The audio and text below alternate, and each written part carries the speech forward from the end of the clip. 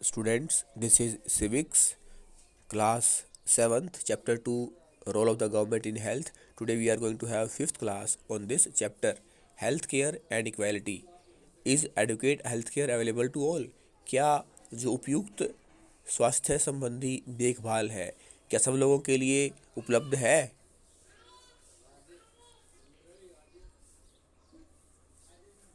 In India, we face a situation where private services are increasing but public services are not.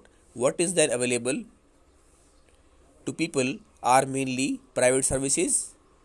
These are these are concentrated in urban areas. The cost of these services is rather high. Medicines are expensive. Many people can afford them or have to borrow money when there is an illness in the family. हम क्या देख रहे हैं कि जैसे जैसे दिन बीत रहे हैं, जो हेल्थ फैसिलिटीज़ हैं, जो प्राइवेट स्वास्थ्य संबंधी सुविधाएं हैं, उनकी संख्या बढ़ रही है और गवर्नमेंट हेल्थ फैसिलिटीज़ यानी पब्लिक सार्वजनिक स्वास्थ्य संबंधी सेवाएं, उनकी संख्या कम हो रही है, उनकी गुणवत्ता भी कम हो रही है और अब लोगों को इलाज के लिए प्राइवेट हेल्थ फैसिलिटीज़ पर डिपेंड होना पड़ रहा है। इसके लिए वो जो है पैसे उधार ले रहे हैं और दवाइयाँ भी क्योंकि महंगी हो रही है।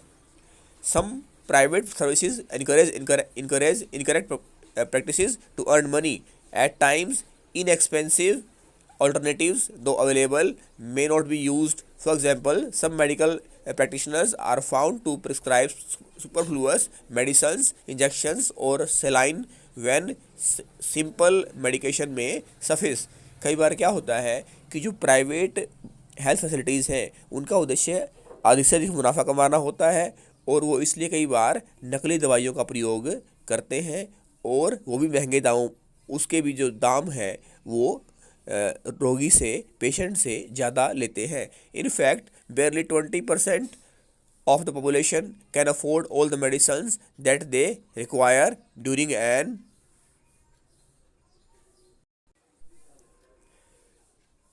सच्चाई ये है कि टोटल पॉपुलेशन में केवल 20% जो पेशेंट हैं वही इन महंगी दवाइयों का फ़ायदा उठा पा रहे हैं।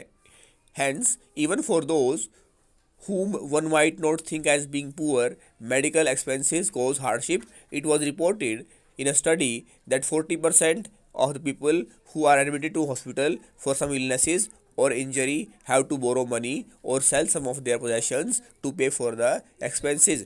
जब लोग या पेशेंट इलाज का खर्च नहीं उठा पाते, वो पैसे उधार लेते हैं। For those who are poor and every illness in the family is a cause of great anxiety and distress. अब यह कहने में हैरानी नहीं होगी, जब भी कोई व्यक्ति बीमार हो जाता है तो वो परिवार, निर्धन परिवार, इसे चिंता का विषय ले लेता है। What is worse, इससे बुरा क्या है, is that the situation tends to happen again and again. Those who are poor and are in the first place are undernourished. These families are not eating as much as they should. They are not provided basic necessities like drinking water, adequate housing, clean surrounding, etc. Therefore, are more likely to fall ill.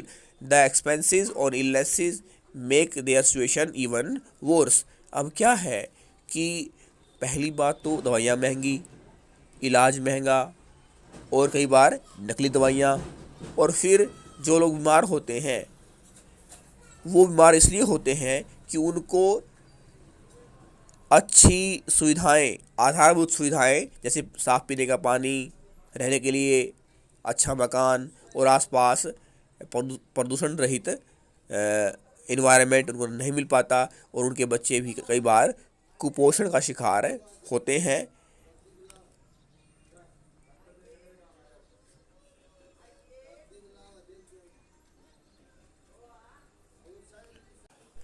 Sometimes it is not the lack of money that prevents people from getting proper medical treatment. कई बार ये ज़रूरी नहीं है कि पैसा कम होने की वजह से लोगों को अच्छा इलाज नहीं कर पाते। कई बार women for example are not taken to doctor in a prompt manner. Women's health concerns are not considered to be less important than the health of man in the family. Many tribal areas have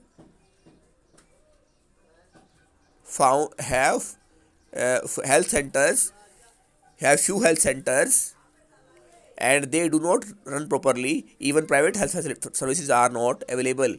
अगर हम पुरुष और महिला के इलाज की तुलना करें तो हम देखते हैं कि पुरुष का स्वास्थ्य को ज़्यादा महत्व दिया जाता है और महिलाओं को इतना जल्दी डॉक्टर के पास नहीं ले जाया जाता इतना कि पुरुषों को। इसलिए यहाँ हम जेंडर डिस्क्रिमिनेशन का जो केस है, जो लिंग भेदभाव का जो मामला है, वो नज़र हमें आता है। थैंक्स।